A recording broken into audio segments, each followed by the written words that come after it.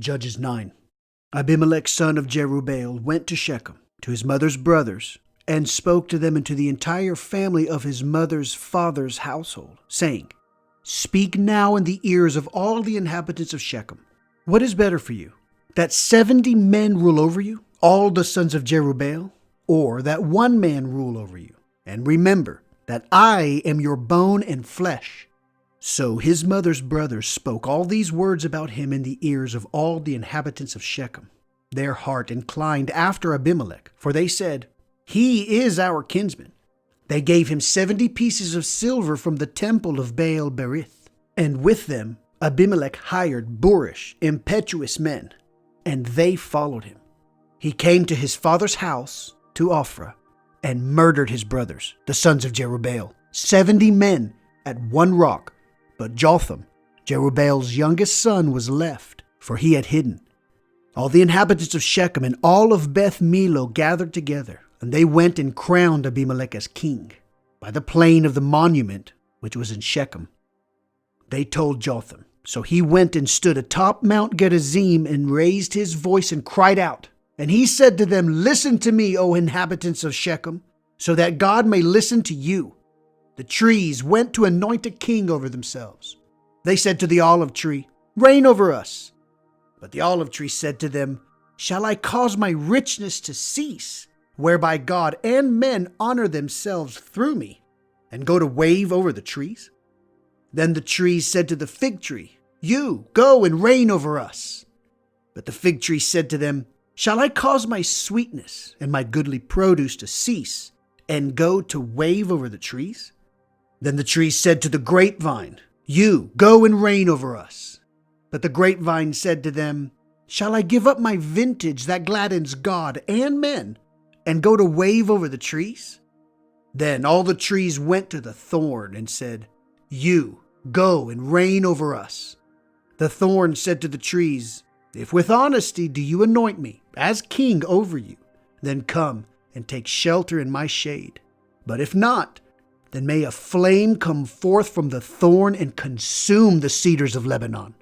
So now, if you have acted with honesty and sincerity and crowned Abimelech, and if you have done good with Jerubbaal and his household, and if you have acted toward him corresponding to the kindness of his hands, as my father went to war for you, as he cast his life aside and rescued you from the hand of Midian, yet you rose up against my father's house today and murdered his sons, 70 souls, on one rock, and you crowned Abimelech, son of his maidservant, over the inhabitants of Shechem, because he is your kinsman.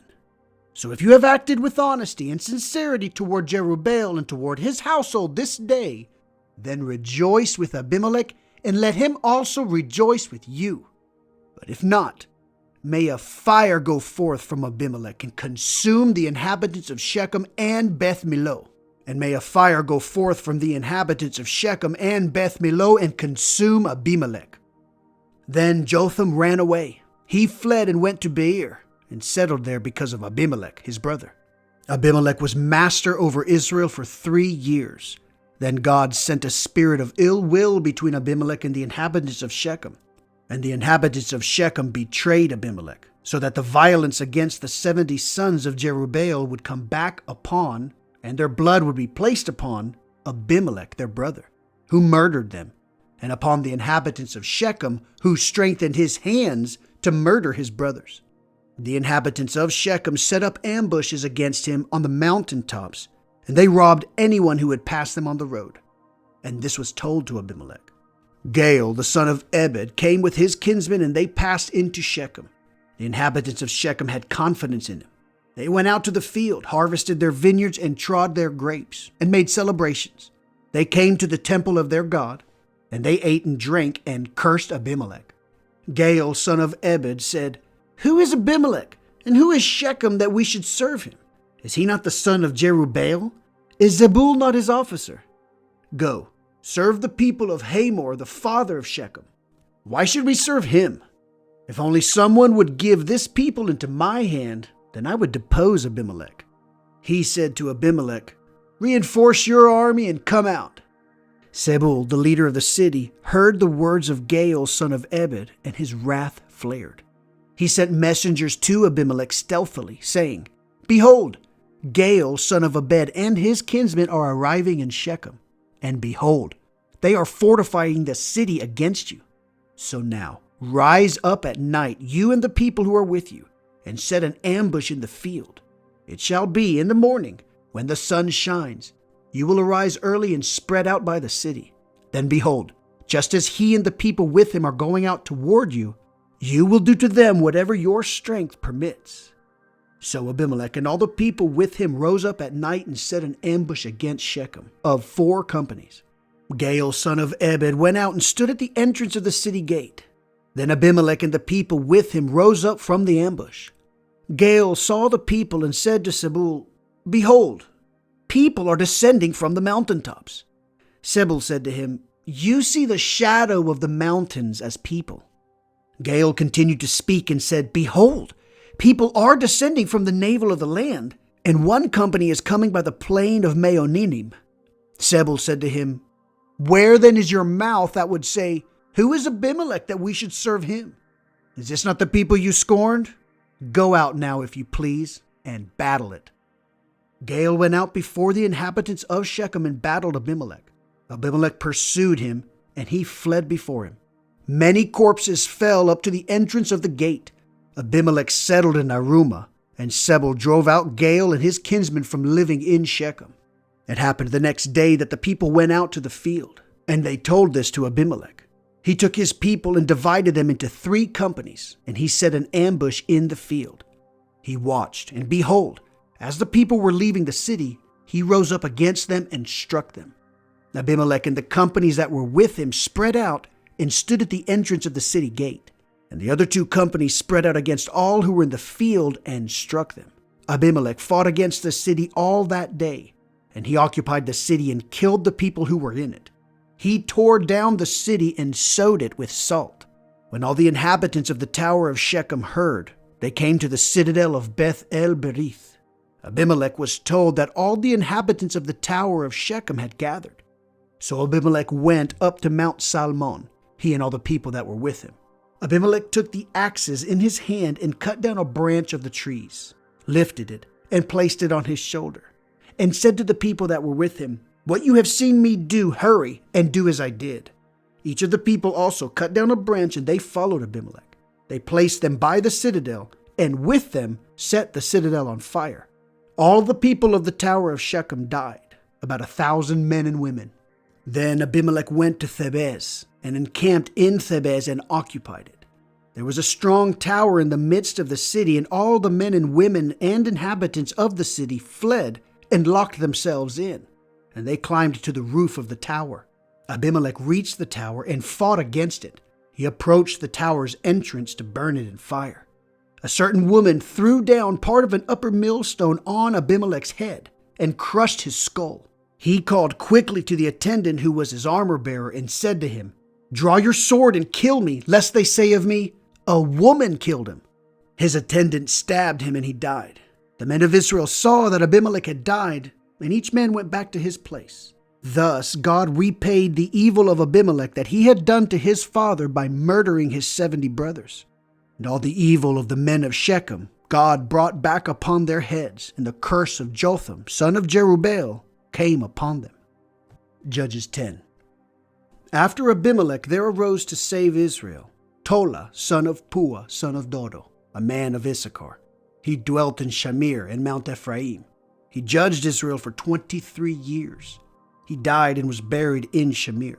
After him there arose Jair the Gileadite, and he judged Israel for 22 years. He had 30 sons riding 30 colts, and they owned 30 towns.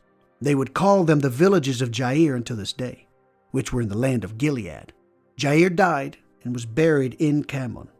The children of Israel continued to do that which was evil in the eyes of Hashem, and they worshipped the Baalim, the Ashtaroth, the gods of Aram, the gods of Sidon, the gods of Moab, the gods of the children of Ammon, and the gods of the Philistines. They forsook Hashem and did not serve him. The wrath of Hashem flared against Israel, and he delivered them into the hand of the Philistines and into the hand of the children of Ammon. They broke and crushed the children of Israel, starting in that year, for 18 years. all the children of Israel who were of the other side of the Jordan, in the land of the Amorite, which is in Gilead. The children of Ammon crossed the Jordan to make war even against Judah and Benjamin, and the house of Ephraim. Israel was greatly distressed. The children of Israel cried out to Shechem, saying, "We have sinned to you, for we have forsaken our God, and we have worshipped the Baalim." Then Shechem said to the children of Israel, "Did I not save you from Egypt, and from the Amorite, and from the children of Ammon, and from the Philistines? The Sidonians and Amalek and Maon oppressed you, and you cried out to me, and I saved you from their hand. But you forsook me, and worshipped the gods of others. Therefore I shall not continue to help you. Go and cry out to the gods that you have chosen. Let them save you in your time of distress." The children of Israel then said to Shechem, "We have sinned. May you do with us whatever is good in your eyes, but rescue us now, this day." They removed the foreign gods from their midst, and they served Shechem. Then his spirit could not tolerate the travail of Israel. The children of Ammon were mustered, and they encamped in Gilead. The children of Israel were gathered, and they encamped in Mizpah. The people, the princes of Gilead, said, each to his fellow, "Whichever man will begin to do battle against the children of Ammon will become the leader of all the inhabitants of Gilead." That was Judges 9 and 10. This is the NQE episode 117. We see that Abimelech is born ambitious and without morals. Quickly, he identifies himself among the townspeople as the most convenient option for leadership among all of his brothers. And in this way, convenience for the people of Shechem is that they need to kill all of his brothers, all 70 brothers. And this doesn't seem to be a problem for them. They go, they do the killing. Now, remember, these brothers that are being killed right now, these are the sons of Gideon.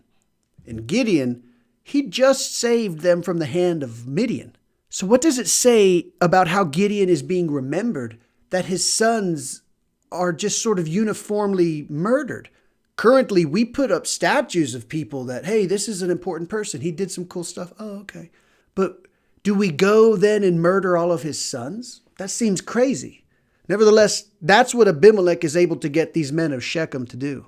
It's not long before the men of Shechem realize that it's a terrible thing to have a evil, murderous leader. So stupidity and arrogance spark the fire that eventually leads to Abimelech's death. But here are some fascinating things to consider. First, all of the men of Shechem are killed by Abimelech, but these were the same men who helped him kill his brother so that he can get into power.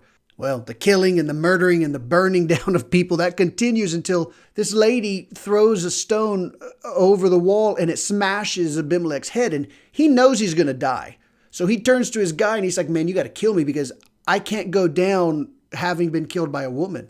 But history absolutely has recorded this guy as having been killed by a woman. So history denies Abimelech any sort of vindication. What are we seeing here? What's the pattern? Is there supposed to be some kind of a pedigree? Abimelech is a judge. He's a dirtbag of a judge, but he's a judge nonetheless.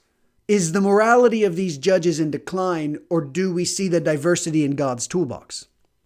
Poor Shechem. This place seems to be perpetually filled with men of questionable character. Thank you for watching. The NQE is out.